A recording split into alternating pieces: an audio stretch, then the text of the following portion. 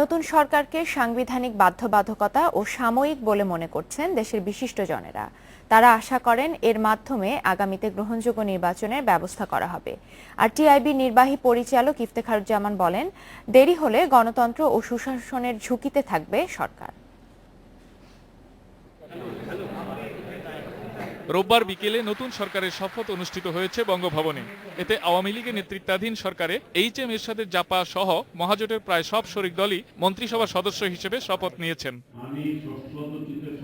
নতুন এই সরকারকে নিয়ম রক্ষার সাময়িক ব্যবস্থা বলে মনে করছেন ট্রান্সপারেন্সি ইন্টারন্যাশনাল টিআইবি নির্বাহী পরিচালক ডক্টর ইফতেখারুজ্জামান ও সাবেক উপদেষ্টা ডক্টর আকবর আলী খান।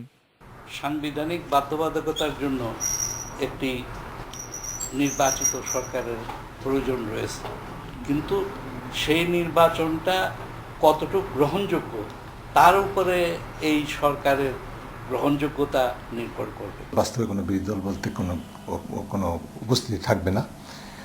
সরকারকে সংসদে কে জবাবদিহি করবে সেটা সম্পর্কে একটা বড় প্রশ্ন থেকে যাবে।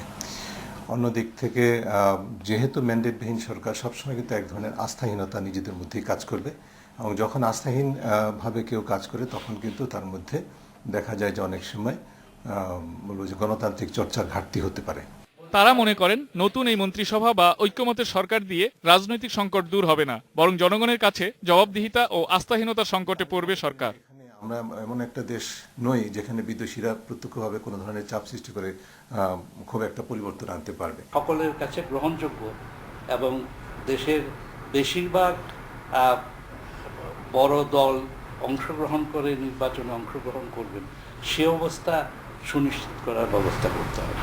এই দুই বিশিষ্টজন আশা করেন বর্তমান মন্ত্রিসভার অভিজ্ঞ রাজনীতিবিদরা দ্রুত সংলাপের মাধ্যমে সবার অংশগ্রহণে একাদশ সংসদ নির্বাচনের ব্যবস্থা করবেন। Ilias Hossain, independent news, Dhaka.